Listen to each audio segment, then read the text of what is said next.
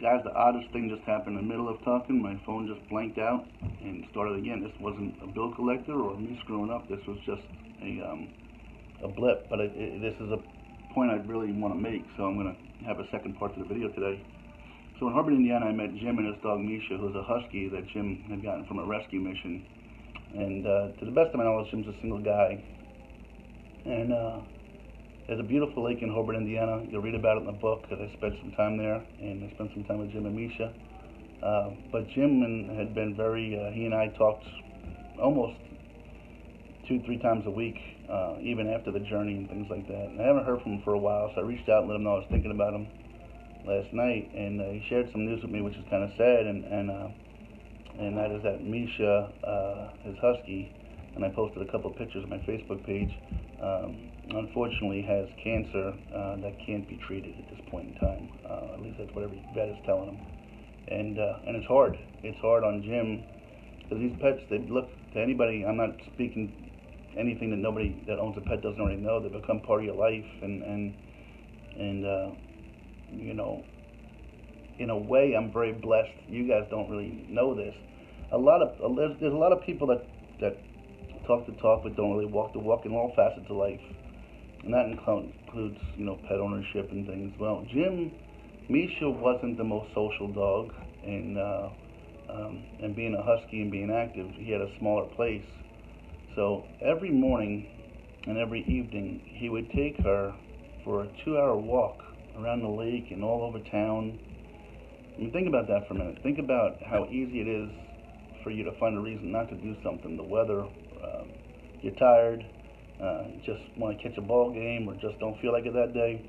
But every day, in fact, I would talk to Jim routinely on my journey in the mornings, and he'd be out, at 6 o'clock in the morning texting me, because he'd be up at 5:30 taking Misha for a walk. So, and in a way, as sad as it is that Misha's struggling right now,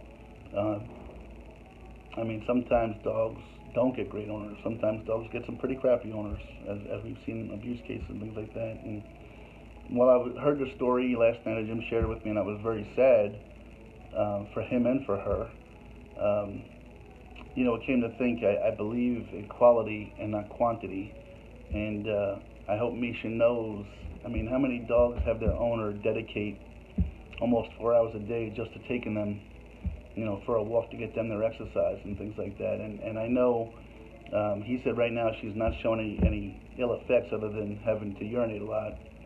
But she's a husky, and this is her time of year. So the colder it gets, the happier she is. And just laying out there, and he sent me a picture of that too. So, and Jim said, hey, you were right on with your video yesterday, spot on. And then I mentioned how, don't take today for granted. We're not guaranteed tomorrow. And that just doesn't go for people. It goes for our pets as well. Cherish those moments, and so we've been a very tight-knit family, the PTT family, and saying prayers for those that have been sick and ill, and birthday wishes to those that deserve those, and a lot of togetherness, and I'm proud of us all for that. So, as you sit home with your pet in your lap, or sitting next to you as you feed it a bone or something like that, think of Jim and Misha in your thoughts, and say a prayer, and hope, Misha can last as long as she possibly can without any pain, and all those things. And so I didn't want to end the video on a somber note, but Jim apologized for kind of being out of touch lately, because it's emotional, man. It's emotional for sure. So anyway, Misha, love you. Jim, love you too, brother. And guys, thanks for thank you for loving your pets, and thinking about Misha and Jim right now. So, all right, and again, love you all. I hope you have a great Christmas season, and I'll be in touch. Okay, take care, guys.